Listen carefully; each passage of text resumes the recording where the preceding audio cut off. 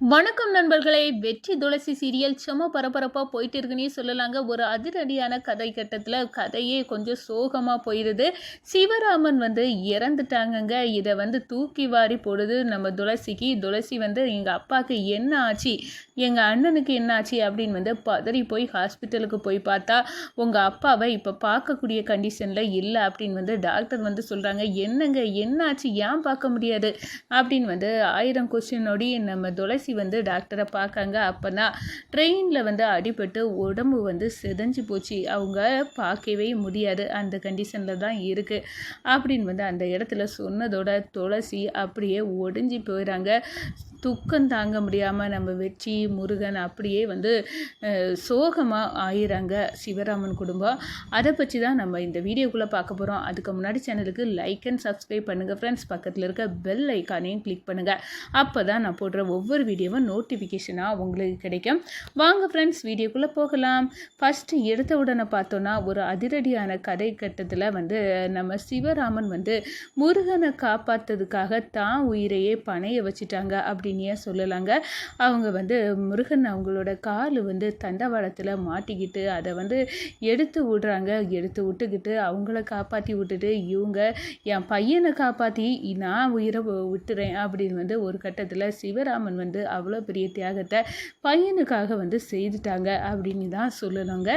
அதோட நம்ம ஹாஸ்பிட்டலுக்கு சிவராமனோட உடம்பு செறிஞ்சது அதெல்லாம் எடுத்துக்கிட்டு நம்ம போலீஸ்காரங்க ஹாஸ்பிட்டலில் எல்லாம் கொடுத்துருக்காங்க. அந்த நேரத்தில் தான் நம்ம முருகனும் ஹாஸ்பிட்டலில் இருக்காங்க. அங்கே பதறி போய் விஷயம் கேள்விப்பட்டுட்டு உங்கள் அப்பாவுக்கு ஆக்சிடெண்ட்டா அப்படின்னு கேள்விப்பட்டு நம்ம துளசியும் வெற்றியும் பதறி போய் வராங்க. டாக்டர் சொல்லுங்கள், எங்கள் அப்பா எங்கே இருக்காங்க, எங்கள் அப்பாவை நான் பார்க்கணும், எங்கள் அப்பாவுக்கு ஒன்றும் இல்லைல்ல அப்படின்லாம் கேட்குறாங்க. பதறாதங்கம்மா, ஏன் இப்படி பதறி போகிறீங்க, உங்கள் அப்பா பார்க்கக்கூடிய கண்டிஷனில் இல்லை அப்படின்னு சொல்கிறாங்க. என்ன ஆச்சு டாக்டர், எங்கள் அப்பாவுக்கு என்ன, ஏன் என்னால் பார்க்க முடியாது அப்படின்னு அந்த இடத்துல 1000 கொஸ்டினோடி நம்ம துளசி டாக்டரை பார்க்குறாங்க. அப்போ தான் உங்கள் அப்பாவுக்கு உடம்பு ட்ரெயினில் அடிபட்டு செதஞ்சு போச்சு, அது பார்க்கக்கூடிய கண்டிஷனில் அவங்க உடம்பு இல்லை அப்படி இடியான ஒரு தகவலை டாக்டர் போடுறாரு. இதை கேட்டு அப்படியே நொந்து துடிச்சு போகிறாங்க நம்ம துளசி. அப்படியே சரிஞ்சு விளையாடுறாங்க. வெற்றி, எங்கள் அப்பாவுக்கு என்னாச்சு, இவங்க சொல்லாங்க பாரு, என்னாச்சு அண்ணே, நீ கூட தானே இருந்த, அதுக்கு பிறகு நீ அண்ணன் அப்பாவை காப்பாற்றிருக்கலாம்ல அப்படின்னு நம்ம முருகனுக்கு கையை பிடிச்சி சொல்லுறாங்க. அதோட நம்ம லட்சுமி அம்மாவுக்கும் இந்த விஷயம் தெரிய வருது. நம்ம கணவர் ட்ரெயினில் சிதைஞ்சு போயிட்டாருனே, அஞ்சலிக்கு எங்கள் அப்பாவுக்கு என்ன ஆயிருக்கும், எங்கள் அப்பாவை இந்த மகேஷ் தான் ஏதாவது பண்ணினானா அப்படின்னு நம்ம அஞ்சலிக்கு மனசில் 1000 கொஸ்டின் இருக்குது. அப்பா என்னை தேடி கண்டிப்பாக எனக்கு கால் பண்ணியிருக்காங்க, அப்போ இங்கே வந்திருக்க வாய்ப்பு இருக்குது, இந்த மகேஷ் தான் ஆளை வச்சு எங்கள் அப்பாவை ஏதாவது பண்ணிட்டானோ அப்படின்னு அந்த இடத்துல மகேஷ் மேலே சந்தேக கண்ணோடி நம்ம அஞ்சலி பார்க்க ஆரம்பிச்சிட்டாங்க. எல்லாருமே ஹாஸ்பிட்டலுக்கு அடித்து புரண்டு ஓடுறாங்க. என்ன ஆச்சு என் கணவருக்கு அப்படின்னு லட்சுமி அம்மா அழுது புரளாங்க.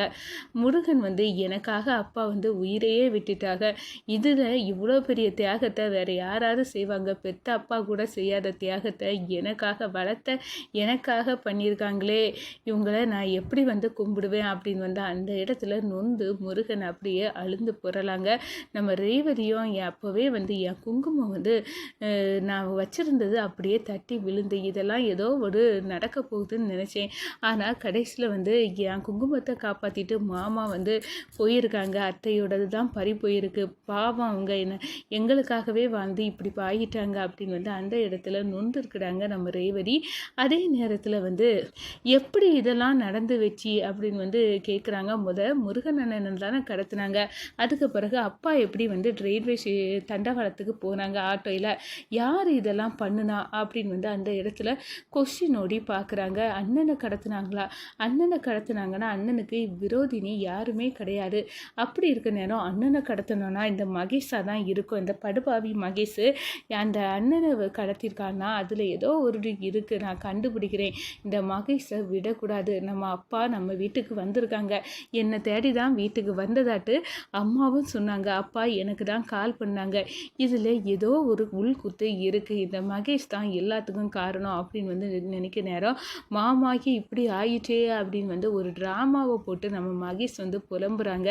இதெல்லாம் பார்த்துக்கிட்டு நம்ம அஞ்சலி வந்து மகேஷுக்கு சட்டையை பிடிச்சி, டே சொல்லு, எங்கள் அப்பாவை கொன்னது நீ தானே, எங்கள் அண்ணனை துரத்திருக்க, அதுக்கு பிறகு எங்கள் அப்பாவை கொன்று இருக்க, இதில் என்னடா உள்குத்து இருக்குது, நாங்கள் என்னடா பாவம் செய்தோம், உனக்கு என்னை கல்யாணம் பண்ணி தந்ததை விட அவங்க என்னடா செய்தாங்க உனக்கு, எதுக்காகடா நீ இப்படியெல்லாம் பண்ணின அப்படின்னு வந்து அந்த இடத்துல வந்து மகேஷை உண்டு இல்லைன்னு பண்ணிடுறாங்க நம்ம அஞ்சலி. சட்டையை இழுத்து போட்டுட்டு மகேஷ் வந்து உண்மை மட்டும் தெரிஞ்சுதான் அவ்வளோதான், அஞ்சலி நம்மளை வெறுத்து ஒதுக்கிடுவா, நல்ல வேலை அதுக்குள்ளே போய் சேர்ந்துட்டாரு இந்த சிவராமன், அப்படி இதில் நம்மளுக்கு நல்லது தான் நடந்திருக்கு அப்படின்னு வந்து மகேஷ் வந்து நினச்சிட்டு இருக்காங்க.